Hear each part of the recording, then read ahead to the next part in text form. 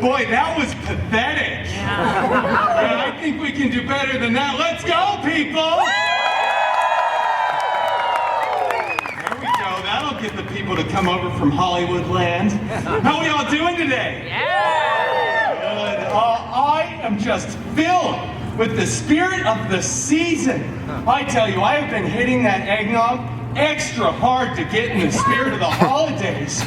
Is everybody excited for another festive holiday tale full of Yuletide cheer? Yeah! Very good. This story here is a personal favorite of mine. It is a classic tale of good and evil. It features lots of greed, a four-poster bed, and ghosts.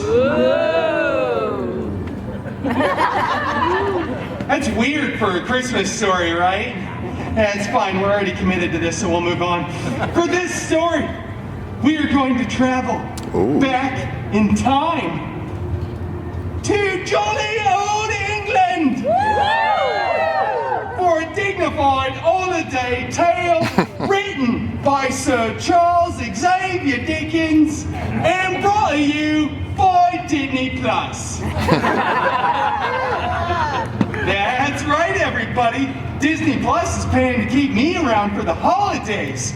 It's nice to have a streaming service that actually understands quality content. I'm using this hat just not made for me. We're gonna leave this over here. Now, this is so good. This is my favorite story. All Christmas stories are great because they make you feel so happy and joyful. They're just full of so much cheer. I'm going to start at the beginning and go all the way through 160 pages, so buckle up. All right. Marley was dead. Wow, that's a dark start for a Christmas tale. I don't think Disney Plus signed up for that. Let's move on here to something. Oh, this is less morbid. The meanest man in all of London town was a vile, ugly, hairy, smelly, prickly, miserly old brute by the name of Ebenezer Scrooge. Old Scroogey was a real curmudgeon who hated the holidays. He would always walk around saying, "Bah humbug, bub." He had a wonderful, charming, funny, although a bit of an acquired taste, employee named Wade Cratchit. Cool. Now, poor Wade just wanted to take a single day off for the holidays, but Scroogey kept saying, "Shut up, get back to work and count me money." He was very mean, and did I mention smelly? And because old Scroogey was so mean, he was visited by the ghost of his dead partner, or dead man, Oh, X-Man! Yeah, that's low-hanging fruit, I'm sorry. His partner told him that he was going to be visited during the night by 3 ghosts who would teach him the true spirit of the season.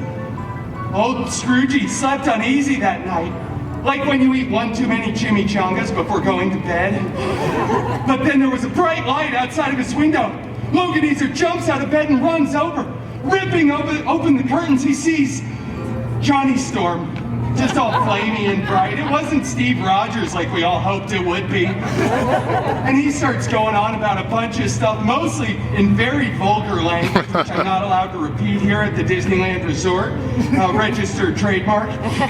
But basically, he shows Scroogey his sad, poorly rated X-Men Origins Wolverine. Oh. Then the second ghost shows up. It's the ghost of Christmas Present, and it's a giant, child-minded figure, larger than a normal man should be, made completely out of metal and with an obnoxious Russian accent. Loganizer, gaze upon the Cratchit Pool family and see your shame. He shows them a beautiful family living in a small studio apartment right off of Pico and Crenshaw. Lying down, dog pool, and tiny little Peter Pool, who's obviously very ill and leaning on a too small crutch. They could barely get by on the meager salary that Wade's boss gave him. But then they go to a cemetery scene with the ghost of Days of Future Past. It gets really crazy, the timelines get all convoluted.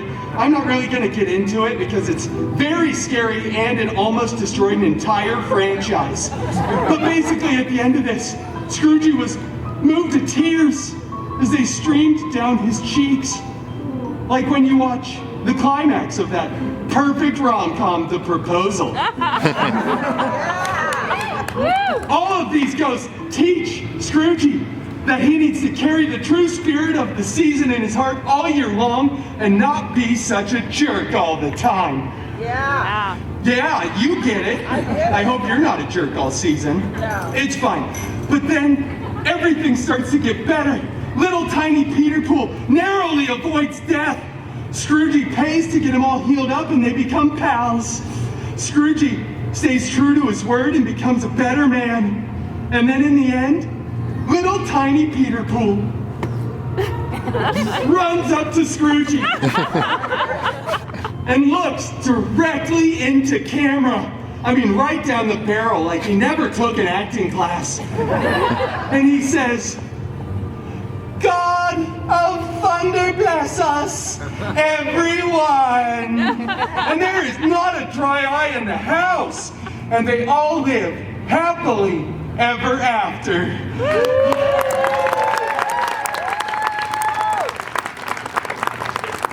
Especially because this story has been rehashed and merchandised so many times over the years. Yeah, it's what we in the biz like to call easy money. All right, thank you all so much for joining me for this rendition of a lovely Christmas tale. I hope you enjoyed it as much as I did, but I gotta go backstage now because I'm making fruitcakes for the cast and I smell burning. Happy holidays, everybody! Oh, and also, happy holidays, Disney Plus! Yeah, they bring me every time I say Disney Plus. Let's go watch Disney Plus. Get you. I hope you all have Disney Plus. I'm gonna go watch Frozen while I make fruitcakes, and I'm watching on Disney Plus. I'm such a sellout.